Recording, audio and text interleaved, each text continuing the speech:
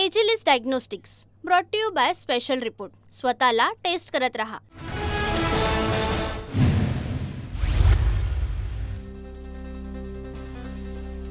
माजी पंतप्रधान मनमोहन सिंग यांचं निधन. वयाच्या 92व्या वर्षी घेतला अखेरचा श्वास. मनमोहन सिंग यांच्या पार्थिवावर उद्या अंत्यसंस्कार होणार. जगभरात अर्थतज्ञ म्हणून ख्याती मिळवलेले मनमोहन सिंग कालवश. मनमोहन सिंग स्वातंत्र्यापूर्वी जन्मलेले शेवटचे पंतप्रधान. 90च्या मंदीतून देशाला डबघाईतून वाचवणारे अर्थपंडित म्हणून ख्याती. माजी पंतप्रधान मनमोहन सिंग यांच्या पार्थिवाचं राहुल गांधी आणि मल्लिकार्जुन खरगेंनी घेतलं दर्शन. खरगे आणि राहुल गांधींकडून कुटुंबियांचं सांत्वन. भारतीय अर्थव्यवस्थेत सुधारणा करण्यासाठी मनमोहन सिंग यांचं महत्त्वपूर्ण योगदान. राष्ट्रपती द्रौपदी मुर्मू यांच्याकडून मनमोहन सिंग यांना आदरांजली. डॉक्टर मनमोहन सिंग यांनी पंतप्रधान या नात्यानं लोकांचं जीवनमान उंचावण्यासाठी कायम प्रयत्न केले. कुशल अर्थशास्त्री आणि दूरदृष्टी नेता भारतानं गमावला. पंतप्रधान मोदींकडून मनमोहन सिंग यांना श्रद्धांजली. माजी पंतप्रधान डॉक्टर मनमोहन सिंग यांच्या निधनाची बातमी अत्यंत दुःखद. मनमोहन सिंग यांनी देशाच्या कारभारात महत्त्वाची भूमिका बजावली. केंद्रीय गृहमंत्री अमित शहांकडून मनमोहन सिंग यांना आदरांजली. मी माझा मार्गदर्शक गमावला. लाखो लोकांसाठी डॉक्टर मनमोहन सिंग हे प्रेरणा होते. त्यांच्या नेतृत्वात भारताची सार्वभौमता मजबूत झाली. राहुल गांधींकडून श्रद्धांजली. मनमोहन सिंगांचं योगदान देश विसरू शकत नाही. मनमोहन सिंगांच्या निधनानंतर शरद पवारांकडून शोक व्यक्त. महान अभ्यासक, अर्थतज्ञ आणि राजकारणी आपण गमावला. 10 वर्ष पंतप्रधान म्हणून भारतीय आर्थिक सुधारणांमध्ये त्यांचं योगदान कायम स्मरणात राहील. मुख्यमंत्री फडणवीसांकडून मनमोहन सिंग यांना आदरांजली. माजी पंतप्रधान डॉक्टर मनमोहन सिंग यांच्या निधनाची बातमी अत्यंत दुःखद. त्यांच्या निधनानं एक धोरणी आणि हुशार असे अर्थतज्ञ, राजकीय नेतृत्व हरपलं. उपमुख्यमंत्री एकनाथ शिंदेंकडून मनमोहन सिंग यांना आदरांजली. दररोज स्वतःला टेस्ट करत राहिलं पाहिजे, कारण टेस्ट करूनच मनुष्य बरा होतो. म्हणूनच जेव्हा हेल्थ टेस्टचा प्रश्न येतो तेव्हा मी विश्वास ठेवतो भारतातील सर्वात मोठ्या डायग्नोस्टिक कंपनीवर, एजिलिस डायग्नोस्टिक्स. स्वतःची टेस्ट करत रहा. मी एक अतिशय विद्वान सहकारी गमावला. माजी पंतप्रधान मनमोहन सिंग यांच्या निधनानंतर माजी राष्ट्रपती प्रतिभा पाटील यांच्याकडून आदरांजली. मनमोहन सिंग एक आर्थिक नेता, अनेक राष्ट्रांचे मार्गदर्शक होते. देशाला 5वं आर्थिक राष्ट्र बनवण्यासाठी त्यांनी अथक परिश्रम घेतले. मनमोहन सिंगांच्या निधनानंतर कायदा मंत्री एच के पाटील यांच्याकडून शोक व्यक्त. मनमोहन सिंग जागतिक दर्जाचे अर्थतज्ञ, मुत्सद्दी आणि संसदपटू होते. मनमोहन सिंगांच्या निधनानंतर राज्यपाल CP राधाकृष्णन यांच्याकडून शोक व्यक्त. देशाचा कोहिनूर हिरा हरपला. माजी पंतप्रधान डॉक्टर मनमोहन सिंग यांच्या निधनानंतर आमदार नितीन राऊतांकडून शोक व्यक्त. माजी पंतप्रधान डॉक्टर मनमोहन सिंग अवघड परिस्थितीतही चर्चेचं पालन करायचे. त्यांच्या हृदयात कोणाबद्दलही कोणतीच दुर्भावना नव्हती.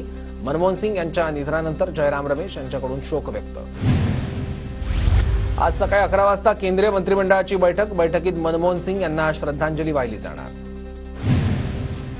केंद्र सरकारचे देशातील सर्व कार्यक्रम आज रद्द. संपूर्ण देशात 7 दिवसांचा दुखवटा जाहीर. डॉक्टर मनमोहन सिंग यांचा शासकीय इतमामात अंत्यविधी होणार.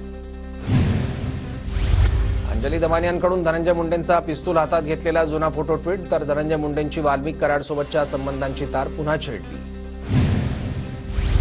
धनंजय मुंडेंचा कार्यकर्ता कैलास फडला अखेर अटक. हवेत गोळीबार करतानाचा व्हिडिओ अंजली दमानियांनी ट्विट केल्यानंतर झाला होता गुन्हा दाखल.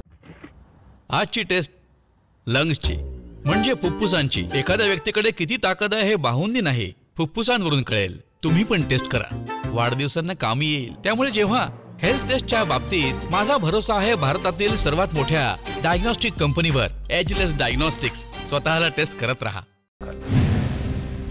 बीडमध्ये कोणाची दादागिरी चालू देणार नाही. बीड सरपंच हत्या प्रकरणावरून मुख्यमंत्री देवेंद्र फडणवीसांचा पुन्हा इशारा. आरोपी माझ्या कितीही जवळचा असला तरी फाशी द्या. संतोष देशमुख हत्या प्रकरणी धनंजय मुंडेंची प्रतिक्रिया. हत्या प्रकरणाची पारदर्शकपणे चौकशी करण्याची मागणी. परळीतील 118 बूथवर धनंजय मुंडेंनी मतदान होऊ दिलं नाही. परळीत मतदारांना बंदूक दाखवून पळवून लावलं. संजय राऊतांचा गंभीर आरोप. निवडणूक आयोगावर बोलताना राऊतांची जीभ घसरली. काहींचा मला राजकारणातून कायमचा उठवण्याचा प्रयत्न. मुख्यमंत्री फडणवीसांच्या भेटीनंतर मंत्री धनंजय मुंडेंची प्रतिक्रिया. मुंडेंचा रोख नेमका कोणाकडे याबाबत राजकीय वर्तुळात चर्चा. बीड हत्या प्रकरणावरून संजय राऊतांचे भाजपवर गंभीर आरोप. बीडमधील अर्बन नक्षलवाद्यांना भाजप आरएसएसचं संरक्षण आहे का? गुन्हेगारांचा सूत्रधार. मंत्रिमंडळात राऊतांची आक्रमक भूमिका. मुख्यमंत्री फडणवीसांनी नैतिकतेच्या मुद्द्यावर धनंजय मुंडेंसह अजित पवारांचा राजीनामा घ्यावा. बीडमधील वाढत्या गुन्हेगारीवरून राऊतांची मागणी. मुंडेंच्या मंत्रिपदाबाबत अजित पवारांनी निर्णय घ्यावा. निर्णय चुकल्यास अजितदारांना बरेच परिणाम भोगावे लागतील. सुरेश धस यांची प्रतिक्रिया. वाल्मिक कराडला अटक झाली पाहिजे. संदीप क्षीरसागर यांची मागणी. तर धनंजय मुंडे मंत्रिमंडळात असल्यास तपासात पोलिसांवर दबाव येईल. क्षीरसागरांकडून शंका व्यक्त. बीड प्रकरणी एसआयटी लावा. सर्वात पहिली मागणी मी केली होती. संतोष देशमुख हत्या प्रकरणी 11 दिवसानंतर पंकजा मुंडेंची प्रतिक्रिया.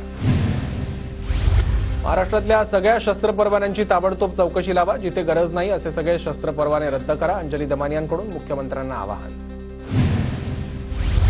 6 ते 11 तारखेदरम्यानचे सर्व सीडीआर तपासा. सीडीआर तपासल्यानंतर सर्व आरोपी समोर येणार. आमदार संदीप क्षीरसागरांचा दावा.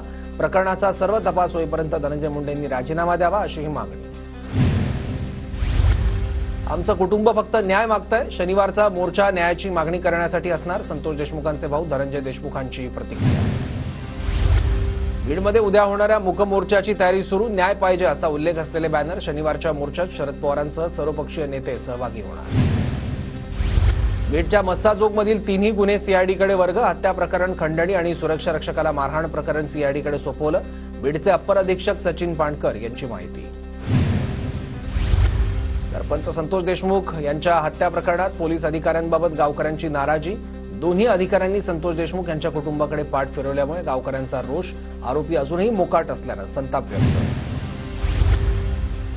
बीडमधील सर्व बंदुकांचे परवाने तातडीने रद्द करा. आरपीआय खरात गटाचे नेते सचिन खरात यांची मागणी. आणि परवानाधारकांची पूर्व तपासणी करण्यात यावी.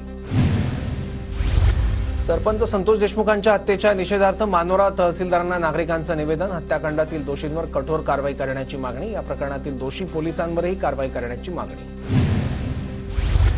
कल्याणमधील घटना गंभीर. विकृतांना कठोर शिक्षा झालीच पाहिजे. मुख्यमंत्र्यांची प्रतिक्रिया. तर आरोपीला फाशी होईल हे सुनिश्चित करा. फडणवीसांचे आदेश. कल्याणमध्ये अल्पवयीन मुलीवर अत्याचार. आरोपी विशाल गवळीला 2 जानेवारीपर्यंत पोलीस कोठडी. कल्याणच्या घटनेवर फडणवीस शिंदे श्रीकांत शिंदे गप्प का. कल्याणच्या घटनेवरून संजय राऊतांचा सवाल. बिहारसारख्या घटना कल्याण डोंबिवली बदलापुरात होतात. राऊतांची टीका. कल्याण अत्याचार आणि हत्या प्रकरणी ठाकरे गट आक्रमक. ठाकरे गटाचा पोलीस ठाण्यासमोर निषेध मोर्चा. पोलीस ठाण्यासमोर मुख्यमंत्र्यांविरोधात कार्यकर्त्यांच्या घोषणा. कल्याणमधील घटनेच्या निषेधार्थ नागरिकांचा कॅन्डल मार्च. नराधमाला फाशीची शिक्षा देण्याची आमदार सुलभा गायकवाडांची मागणी.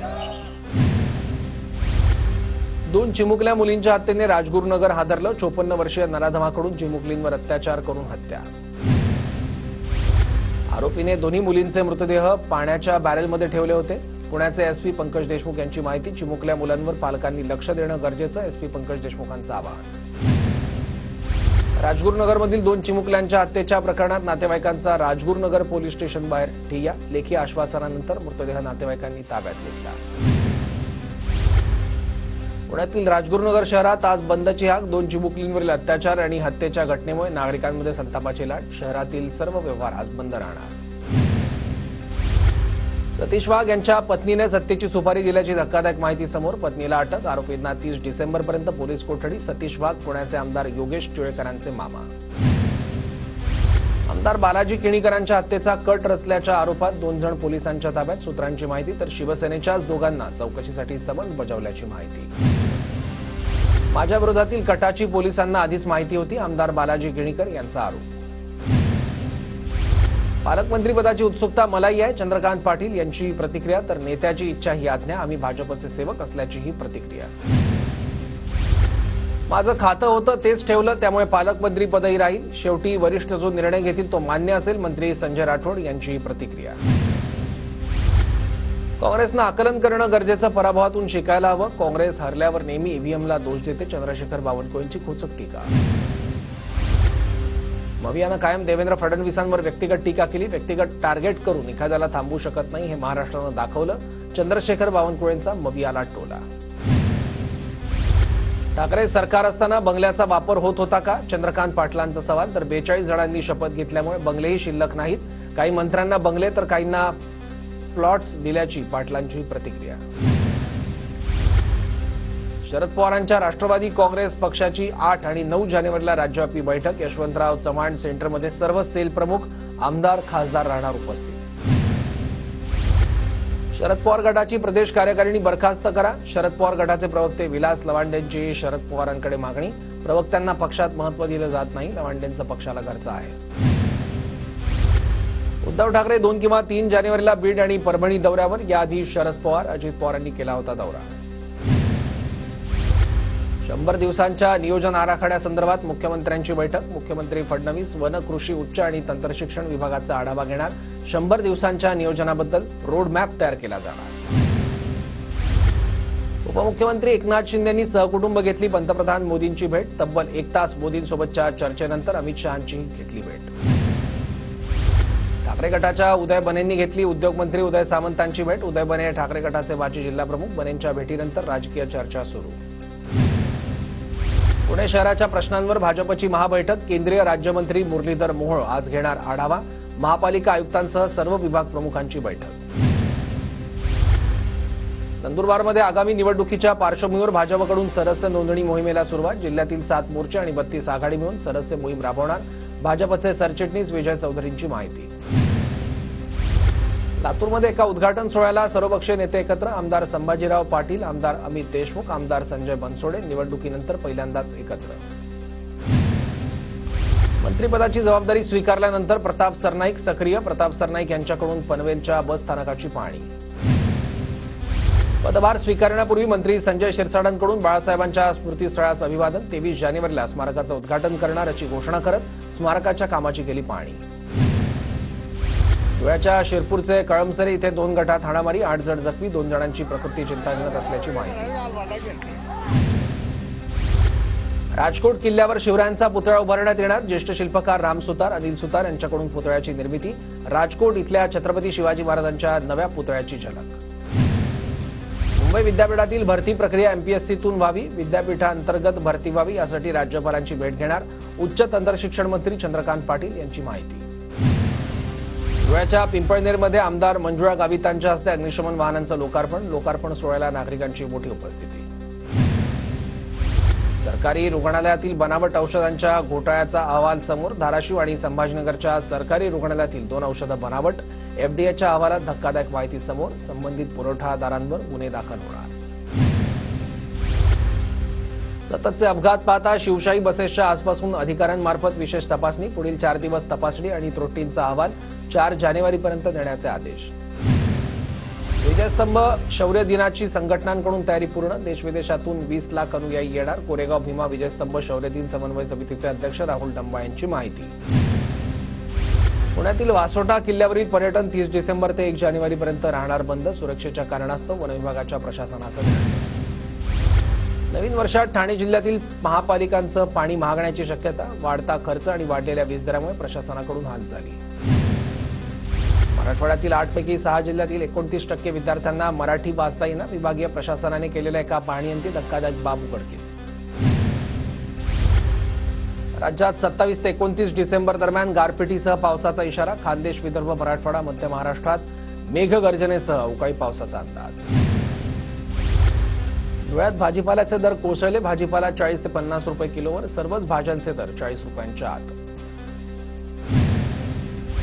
दर कोसळल्यानं नाशिकमधील शेतकऱ्यांवर कोथिंबीरवर नांगर फिरवण्याची वेळ. कोथिंबीरच्या जुडीमागे अवघा 1 ते 2 रुपये दर मिळत असल्यानं शेतकरी हवालदिल. धाराशिवच्या परंडामध्ये कांद्याचे दर घसरल्यानं शेतकऱ्यांमध्ये नाराजीचं वातावरण. कांद्याचे दर वाढवण्याची शेतकऱ्यांची मागणी. नंदुरबारमध्ये रब्बी हंगामाच्या लागवडीसाठी मजूर मिळत नसल्यानं शेतकरी संकटात. अनेक मजूर रोजगाराच्या शोधात स्थलांतर करत आहेत. नंदुरबार रेल्वे स्थानकावर प्रवाशांची गर्दी वाढली. प्रवाशांची गर्दी पाहता 4था प्लॅटफॉर्म करण्यात येणार असल्याची माहिती. नंदुरबार शहरातील पाताळगंगा नदीची दुरवस्था. नदीची साफसफाई करण्याची नागरिकांची पालिकेकडे मागणी. मुंबईत मुंबईतील हवेतील प्रदूषण वाढलं. मुंबईतील हवेची गुणवत्ता वाईट स्थितीत. पालिकेच्या नियमांचं पालन करण्याचे निर्देश. मुंबई महापालिकेच्या शाळांसाठी जानेवारी महिन्यापासून प्रवेश प्रक्रिया सुरू होणार. नर्सरीच्या तब्बल 1242 जागांसाठी प्रवेश प्रक्रिया 1 जानेवारीपासून सुरू.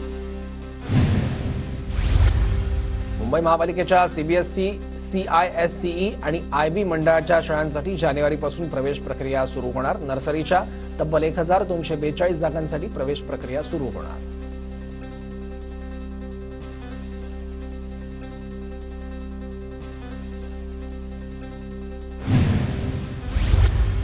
पुण्याच्या भोरमध्ये किसान सभेकडून शेतकऱ्यांच्या प्रश्नाबाबत तहसीलदारांना निवेदन. शेतकऱ्यांच्या प्रश्नांकडे केंद्र आणि राज्य सरकारने लक्ष द्यावं, निवेदनाद्वारे मागणी. हवाई प्रवासात प्रवाशांच्या सामानासंदर्भात ब्युरो ऑफ सिव्हिल एव्हिएशन सिक्युरिटीकडून नवे नियम जारी. विमानात एकच बॅग नेता येणार, बाकीचं सर्व सामान चेक इन करावं लागणार. राज्यभरात चित्रपट चित्रीकरण परवानगी देण्यासाठी एक खिडकी योजना सुरू. सांस्कृतिक कार्यमंत्री आशिष शेलार यांच्याकडून निर्देश जारी. Agilus diagnostics brought to you by special report. स्वतःला टेस्ट करत रहा.